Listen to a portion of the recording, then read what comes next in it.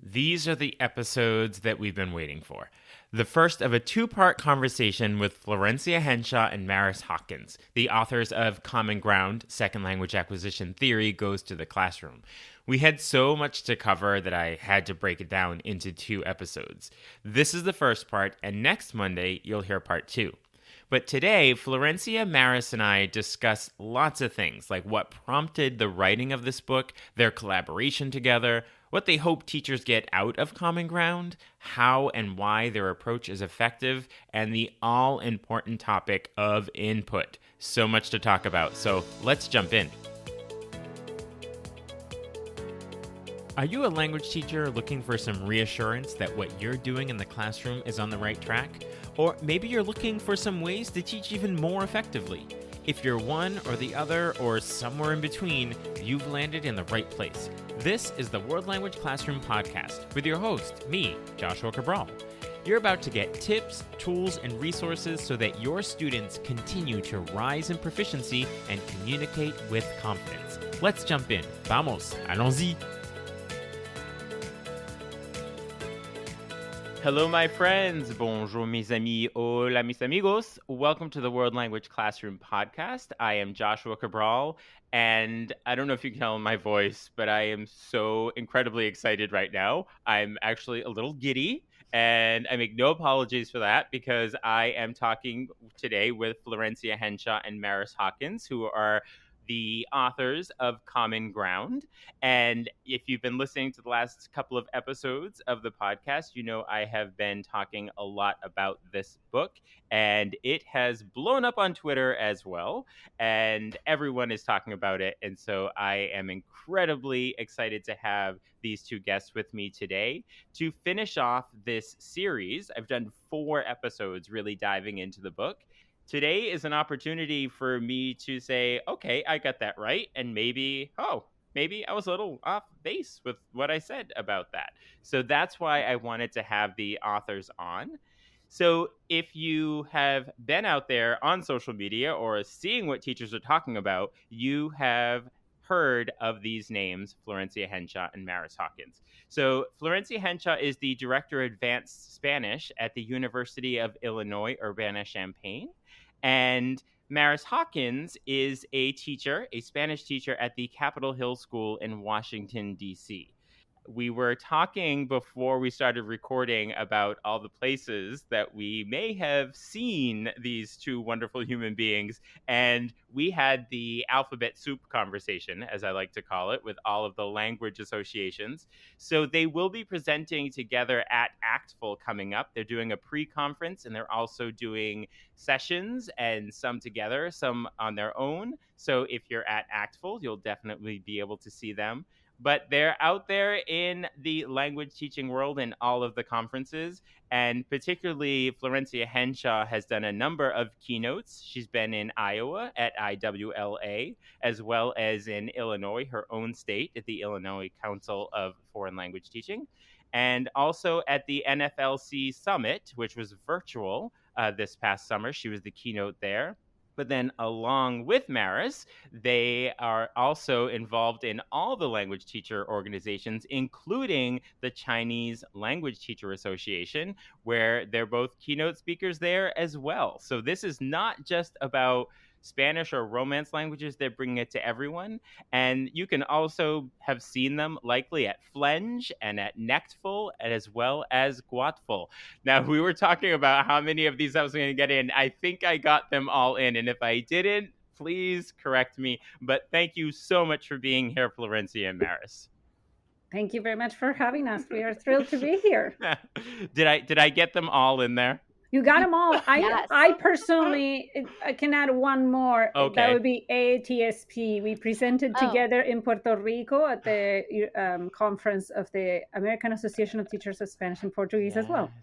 Yes, that was in Puerto Rico this year. Mm-hmm. Yeah, yes. That was wonderful. I was following that on Twitter because at the same week was AATF in New Orleans. And that's where I was. And so I was sort of like, there was New Orleans and there was Puerto Rico. And like, I ended up going to New Orleans this year. But how was Puerto Rico? Wonderful. It was beautiful and lots of great sessions, and we had a blast presenting. Mm-hmm. Yeah, and that was my first time visiting the island, so that was amazing as well. Wow, excellent. So are you ready to dive in? I mean, you spent so much time writing this book and so much of it. So are you ready to dive back into this book with me? We are. Always. Let's do it. Okay.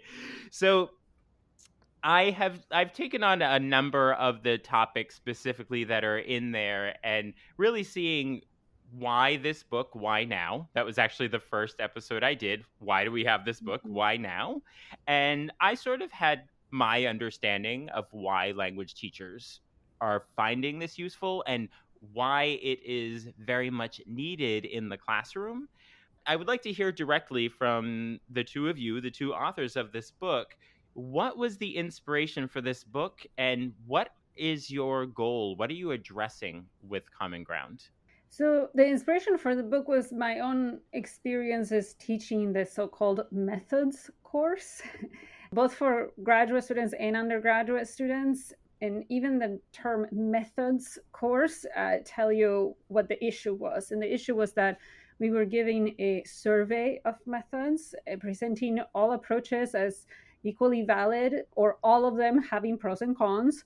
We were sometimes presenting a lot of theories that were in a way conflicting. At the end of the course, a lot of the students got a lot of information, but sometimes there was more confusion than clarity. They still did not know what was the best way of approaching language teaching, and especially, having a good discussion about what our goals are and then how we get there.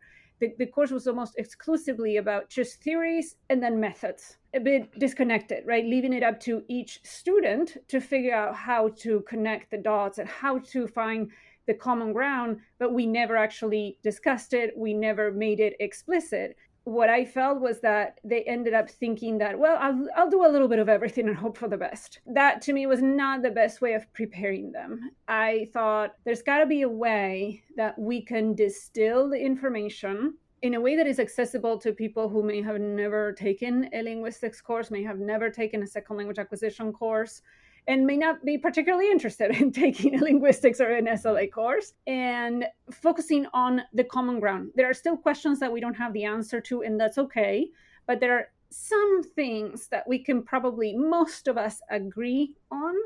So let's talk about those. Let's do methods courses, if you will, as we do novice level language courses, which is very clear input, simplified input at times, a lot of repetition, recycling, coming back to things and making it accessible to our target audience. And so I was like, okay, that's what I want to do. I don't want to talk about everything a language teacher needs to know. That is too much, and that's not what Common Ground attempts to do. It's just, let's have a very, very firm grasp on fundamentals so that when we participate in communities, when we are taking courses, as students, we come out feeling confident about, I understand what we mean by input. I understand what we mean by output. I understand the roles of input and output. I understand some of the questions that we may not know the answer to just yet. You may have a better grasp on the big dilemma of feedback, right? Corrective feedback, right? We just give you our take. There are many takes out there. We give you our take, but we did our best to find the common ground among all of those conflicting theories and messages that you get from research and theory sometimes. Are you using this book in that class as okay? So it's definitely meeting that need of what was not there. And was there a part of, as you were developing your methods course, because the resource wasn't there in one volume, did you end up creating a course that included that, and then that ended up being the outline for the book? Like, how did you go from what you created in your course to I want to write a book? That is a good question. The course evolved as we do. You teach a course one time, you're sort of replicating your own experience or what you think is expected out of the course. As you teach it, you realize where maybe some of the weak spots are, the things that need to be tweaked, the things that didn't work as you hope they would work, and things like that. And so the course definitely evolved. What I kept coming back to is I really want them to know this. Like, these are the things that I want them to come away knowing. And since our whole profession is moving towards proficiency based instruction, I want them to understand some of the basic aspects of SLA, the fundamentals of SLA that actually inform proficiency based instruction. And I did not find a book at the time that did it, or that did it with enough clarity for my audience, which is students that may not have had a lot of training or any training at all in linguistics or in SLA, and especially the part about coming back to the common ground, because there were so many books that were still presenting all of the conflicts out there, always coming back to so and so says this, but so and so says that. Go figure it out. And I was like, I cannot work with that, because then I know my students are just going to get so caught up on the debate that then there's no clarity after that. And then the other thing that for me was sorely missing was a book with enough concrete examples. And so the section, what does it look like in the classroom? I was like, that is my title, and I will not let any editor in the world change that title, because that's exactly what people are missing, what my students were missing, what teachers were missing, is the visualization of these principles, right? How can you make them happen? And yes, application always requires adaptation. What works beautiful in one research study, or the way that the theory tells you to do things, you need to adapt them to your classroom, to your students, to your context. I mean, that is going to happen. We wanted to show in the examples how that adaptation can take place and how you're still focusing on proficiency development. Maris, I would like to hear from you specifically about this collaboration. You know, I think I'm a classroom teacher, you're a classroom teacher, and it's sort of, I'm going to team up with a university person. Like, how did that relationship start, and what do you both bring to this collaborative relationship? Yeah, so Florencia and I had actually worked together before, and I think sort of through like we teach languages and other things, we had reached out and worked together before, and Florencia said, I have this idea and I would like to have a teacher to join me, which I feel like was such a revolutionary idea, because that's the other piece, is that a lot of people who write these books are all in college. And I think so. I am currently teaching elementary and middle school, which I feel like elementary voice is one that often isn't valued. But I've also taught in high school. So at this point, I've taught all of the grades from pre-K through 12th grade and a ton of different levels. We had a lot of discussions. What would work in the college classroom? Have you tried this? What does it look like in the middle school classroom? Would it work in a high school classroom? Was really big. And I'm hopefully that's what a lot of people are resonating with. Yes, it has that strong backbone that Florencia brings with all of the research and all of the different quotes and incorporating all of that, but then also, what does it look like when you're in the classroom and you're teaching 20 some third graders, and what does that look like? And so I think that that was where we really met and were able to collaborate and continue to think, how can we visualize this more in all of the classrooms, elementary through high school, and higher ed as well. In my favorite section of every chapter, what it looks like in the classroom, I'm curious to know from either of you, but I'll ask you first, Maris, are a lot of those activities based on your own personal experiences, or did you actually try out some of those? Like, talk to us about the true reality of doing those activities in the classroom. So I think almost all of them were things that either I had used in my classroom or Florencia had used in her classroom. And a lot were inspired from other teachers. I learned a lot with Kara Jacobs working on legends, and that was one of the activities that we included in the book. But a lot of them do revolve around our own classes that we did use. And some of the ideas that Florencia shared and that we included in the book, I have since gone and used in my own classrooms. And so one of the activities that I know we talk about is the infograph. I love infographics. You know, taking certain parts out and having students match what part goes where. And I've used that from my third graders on the way up to my eighth graders, and it's been really successful. I'd say almost all of the activities one of us has used at some point. So the one thing we did would have to change would be the topic sometimes. Like, we can't keep talking about food, or we can't keep talking about dogs. But other than that, like, we have used all these activities. Have you had any feedback from teachers that have tried them out in their classroom, whether it's on Twitter and Facebook groups? We have definitely had great feedback from teachers. Something that resonated with teachers more than we expected to was the examples that we have at the end of chapter 1 that are about transforming activities, and how for them was like, oh wow, because I've seen these kinds of drills, in my textbook, and I didn't think of how can I make them work for my proficiency-based classroom. So those examples, that's the one that I can think of that people felt, inspired about, to be like, oh, let me try doing that with this other activity that I have in my book, things like that. That's probably one of my, I've had several favorite comments about the book, but I don't know, it makes me feel extra special when it inspires someone to create, to say, I love this activity. I have to tweak it for my students and my topic, which is perfectly okay, right? We didn't provide, a lesson plan for you to do tomorrow right away. But that to me is just gold, right? That somebody can read it and feel inspired to start lesson planning or creating or doing an activity. Like, that to me is priceless.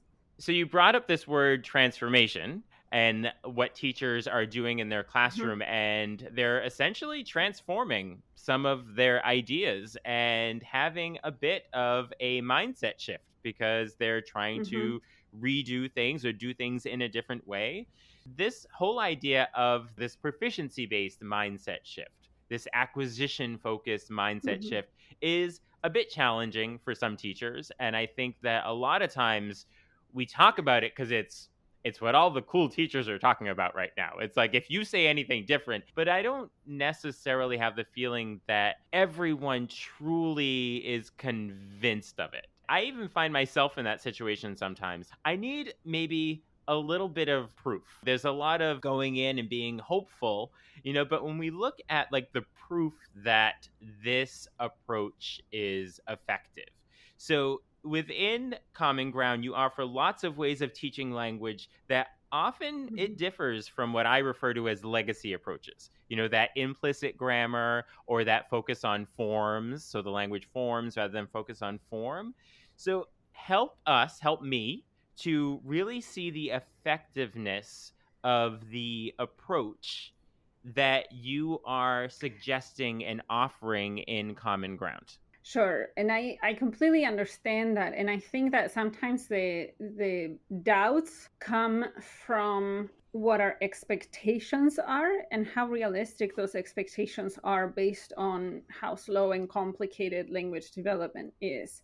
And so I completely understand that sometimes we need to measure performance. And in one of those descriptors of performance is accuracy or language control. And sometimes that can be the frustrating part. And usually that's the area where teachers then start questioning, is this working? But the big shift for me personally that I had to make consciously in looking at my materials was to ask myself, what am I assessing? Am I assessing correct use of structures and vocab taught? Or am I assessing successful communication for the levels? And that to me was a big shift because it kept me from going back to, oh, that was a vocab word, they didn't know it, let me take a point off, or, oh, they didn't conjugate that verb, we practiced so much in class. Everything had to change because I was no longer assessing that. I was assessing successful communication. And so I had to help my students become successful communicators for their level. And some of the components, ingredients of successful communication are fluency, because if a person is just taking forever to say one sentence, then you kind of lose track of what they're saying, right? It affects a little bit of how much you're following their train of thought. Or if they keep restarting, right? It then becomes a little bit hard to follow. I wanted to focus on fluency as one of the items, not the item, but one of the items, being able to convey meaning. That is so important to communication, right? They can conjugate a verb perfectly, but if there's no meaning behind it, then I'm not getting any information, right? And resourcefulness, strategic competence is one of the components of communicative competence. And so strategic competence could be things like circumlocution, could be things like simplifying what you're trying to say in the course of communication so that your interlocutor understands you. Like there's so many things we do, strategies we use to successfully communicate. And I wanted my students to also be good at that, to not get so caught up on, I don't know the exact word for this one thing that I want to tell you, that now I'm shutting down and I'm not telling you anything else. And so for that, I had to change how I was approaching things. And yeah, if you spend too much time looking at accuracy and rules and leading with grammar, which is the focus on forms plural, there's definitely an impact on fluency, because then students are second guessing every word they're saying and making sure it's correct. And then insistence on, memorizing long vocab lists, then it becomes almost like they become tied to those words and those lists, as opposed to becoming resourceful when they do not remember what that word is. I was like, okay, I'm done penalizing them for not remembering one word if they can communicate the same thing to me in another way. I told them you would still get 100%, because if I can still understand what you're saying, then we're good. It all goes back to what our goals are. I respect, understand, acknowledge that for some teachers in some districts, in colleges, universities, their assessments are looked at and they have to be about accuracy, or they have to be about knowing the imperfect, or you got to know the subjunctive by level 4, and you have these goals. And I understand. And yes, you have to focus on forms plural, right? And make sure that they know the rules and they're applying them correctly and all of that. So I don't judge them, because that's their goal and they're meeting their goal in the appropriate way. Does that make sense? Mm-hmm. But if our goals just shift completely, it's no longer about can they accurately use what I taught. It's much more about can I help them become successful communicators, whether that is understanding meaning when they're watching something, when they're listening to something, when they're reading something, or conveying meaning when they're writing something, when they're saying something. So if we shift what the goal is, everything kind of falls to place, that everything else has to shift as well. I want to clarify that Maris and I are not anti-grammar. I don't know why there's that label of anti-grammar, right? But it feels like as soon as you say that you focus on meaning, as soon as you say that you focus on content and conveying ideas and all this, people assume you have to be anti-grammar. Like it's one or the other. And I say there's no versus in form-meaning connections. Form, meaning form is there. We want the meaning to be there as well. That's all we're saying. And yes, sometimes focus on form singular is about drawing their attention to form, the form they're using to convey their ideas, as realistic and needed as possible for their level, not perfection, for their level, to turn their attention to form that could benefit some students. That's the common ground. Right? It doesn't have to be the extreme, and a lot of SLA scholars would support that. Of course, do we have people on the extremes that say, nope, absolutely not worth your time? Yes, I'm not going to say who, but you know who. And then do we have people on the other extreme that it's all about practice and drill until you make it perfect? Of course, we have people on that extreme as well. But I can tell you, the bulk of us are in the middle saying, no, it doesn't have to be one or the other. I think that the consensus right now is not if we focus on form, is how and when we focus on form. That was one of my big takeaways, and I mentioned it in one of the podcast episodes, was that if you label yourself as I am a CI teacher, so that understanding of that is that there are things that I do and I don't do as this kind of teacher that goes into this box of this methodology. And that's so dangerous. And it actually starts to pit teachers against each other. Absolutely. You have to pick teams. And I'm like, no, I'm going to start selling t-shirts that say Team Common Ground. Yes. Yeah, I would say not from the research side, but from the anecdotal side, as I started to move away from more of the legacy approaches, when I was using that, parents would always come in and say, "When will my child speak the language?" And I would say, well, it's really tricky and they're really nervous. And, I would have my like list of reasons as to why their child wasn't speaking the language. And as I moved to proficiency based, I would have the opposite, where I'd have families come in and they'd say, "We traveled to X place and my child was trying to speak the language."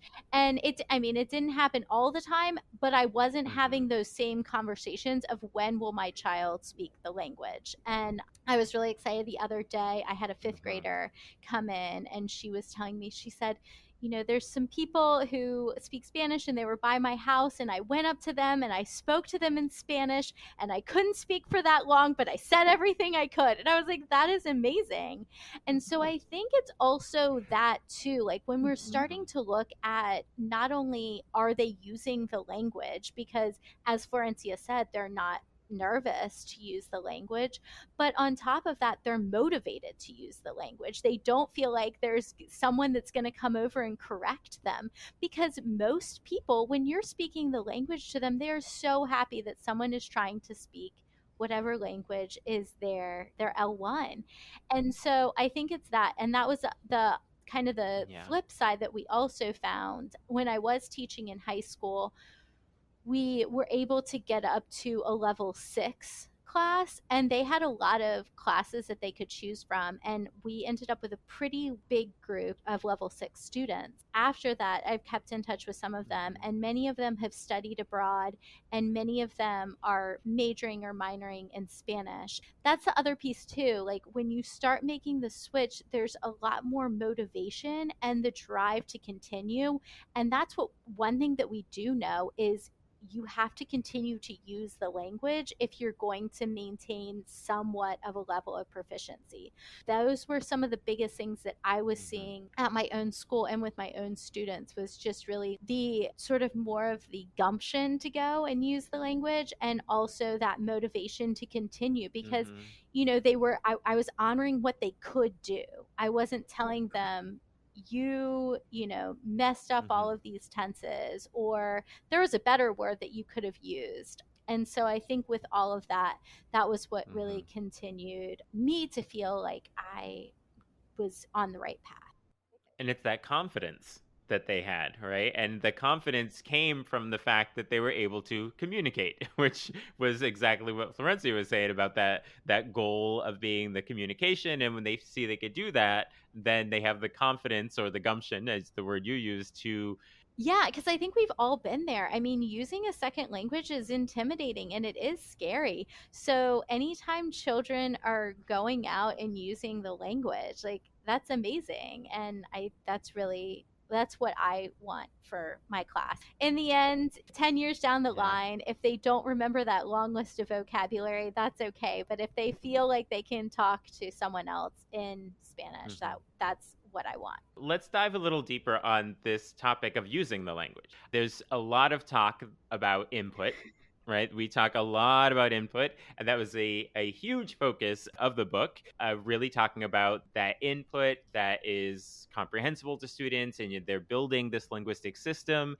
But then at some point, we are transitioning that input to output. So I'd like to focus on that a bit. And once we have given, I'm going to call it sufficient input, but please correct me if that's not the way of looking at it. They've had sufficient input to begin to access this language system that they've been using and produce with the language. So what is that interaction? How do we know when to do it? I think my biggest growth as an educator has also been giving even more input than I think is necessary, because even when you start with this proficiency journey, you want to give some input and then you think, okay, they're ready for some output. And so I think one thing that I like in the book is that we detail a lot of pre-reading or listening, during reading or listening, and post-reading or listening. And then that's when they're able to produce more. I would say one of the biggest things that I like to do is to still give them a lot of structure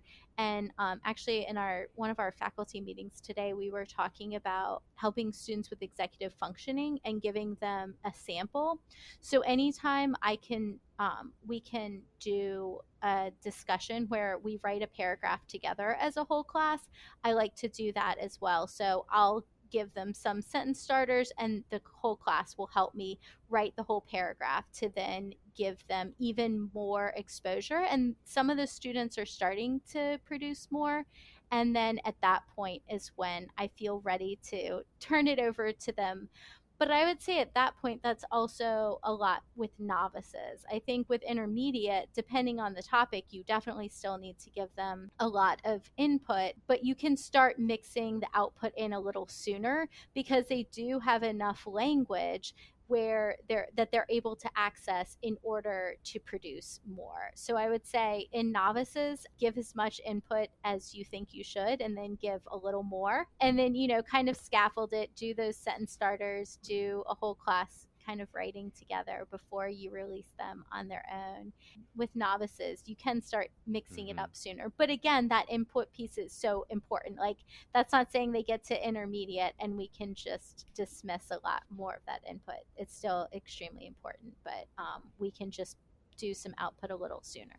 I think the idea of with the input, and we were specifically just talking about novice level and the input, I will get to this in a little bit with the next question that I want to ask, but I just want to have some clarification for myself about assessment at different proficiency levels. I had put something out, a blog post I had written about the way I was doing assessment, and I had taken the 3 modes and had equally divided them in terms of assessment. And I got lots of feedback on Twitter about how novice level interpretive should be considerably higher in your assessment category percentage-wise than presentational or interpersonal. So I'm curious to know your thoughts on weighing assessment in the different modes at the different levels, given that we're saying that the novice level, that input is so important. I understand different circumstances, and sometimes you don't get a choice, right? Like, that's what it is, and in the department everyone agrees that's what it is, and then you have to make it work. So that's fine. The reason why there are educators that are leaning towards distributing things a little bit differently, I think, are number one, because that's where a lot of our time is going with novice learners, right? We're spending so much time on input and output that it feels like if you only have one quick output assessment and that is worth a third, that is the same as all of the time and you spend reading things and listening to, so maybe let's divide it as we divide our time, right? So that's one thing. But then in terms of the risk, right, we want them to take risks, but then we have to understand that taking risks with input it's a little safer than taking risks with output for the students, especially for novice learners. And so I want them to feel more challenged and pushed with the input than with the output. But then we have to also have a conversation really about what is presentational and what is interpersonal. I think interpretive, we're all pretty much on the same page. There are some, of course, shades of gray, like, do you allow dictionaries and things like that? Okay. But when it comes to the output part with novice learners, I feel like we all have our own interpretation of it. If you give them almost all of the language and all they're doing is recombining and adding 1 or 2 words, does that count as presentational, right? Or are we picturing presentational as in like truly unassisted, here maybe some very short sentence starters and then you're mostly on your own, right? Is that what we're picturing? I don't know. And then interpersonal, interpersonal, there's so many ways that people are interpreting interpersonal, right? Some instructors are looking at it a little bit on the rehearsed side, where you have time to prepare in your groups what you're going to be talking about and your conversation and everything. And others are almost, not quite 100% spontaneous, but almost, going the route of, I'm just going to ask you a question and see how well you can answer kind of thing, almost like proficiency. So I think we need to be careful not to just say, well, interpersonal should be this without defining it.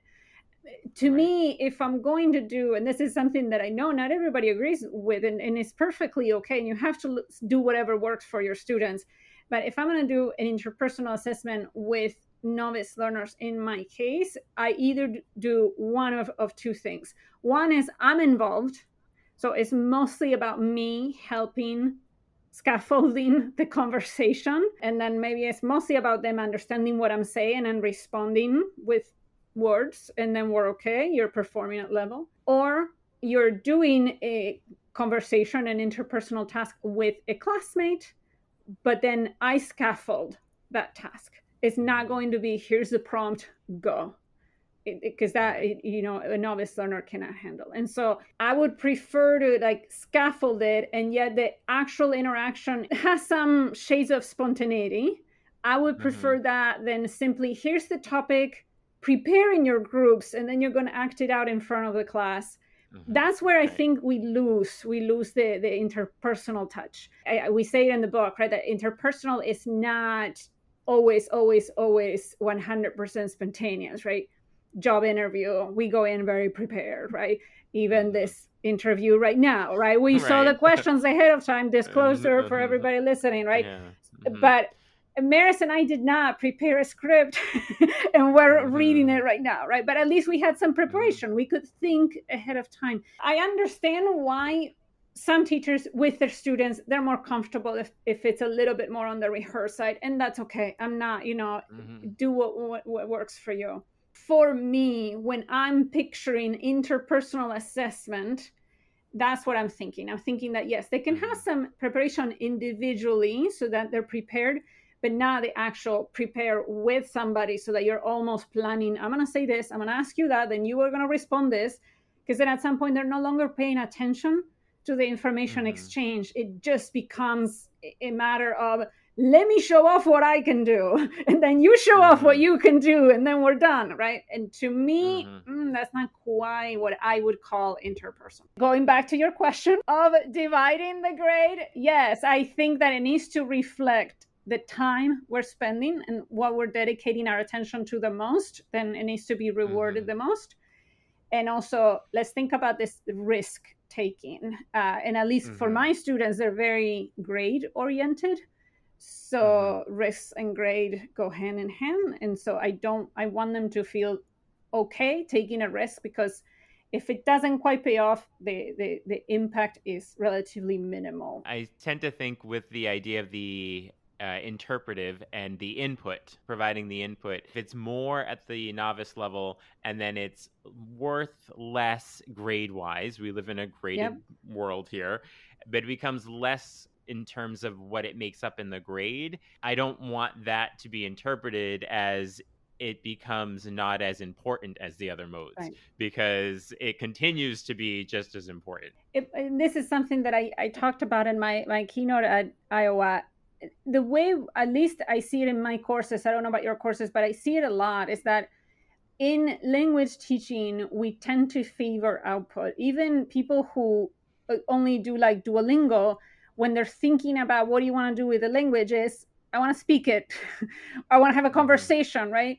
Even when somebody says, I know Spanish, what do they tell you right away? Say something. We associate languages with output so much that I don't think the students will think, oh, talking is not important in this language.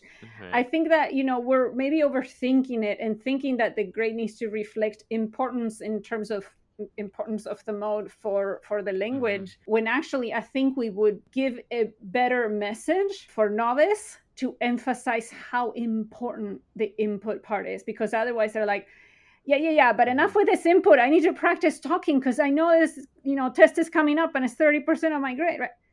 So maybe if we give a little bit more importance to the input part, they won't be as impatient to want to do so well on the output part just yet. And again, other levels, change it. I'm not saying this forever and ever. I'm just saying for the novice level. we're going to take a break for this week. So that gives you a week to ponder the thoughts that Florencia Henshaw and Maris Hawkins shared before diving into the rest of the conversation next Monday. Be sure to check out the show notes to connect with Florencia and Maris. You'll also see the link to purchase Common Ground for 25% off through Hackett Publishing. Be sure to use the code WLC2022. There are also links to sign up for Talking Points, my weekly email newsletter with tips and resources for language teaching. There are also links to get in touch with me if you'd like to work together, either in person in your school or remotely. Talk to you soon. Bye for now. You've been listening to the World Language Classroom podcast. Be sure to follow or subscribe wherever you're listening so you don't miss a single episode. Let's continue the conversation on Twitter, Facebook, or Instagram at WL Classroom. You can also see over 250 blog posts about language teaching at, you guessed it, WLClassroom.com.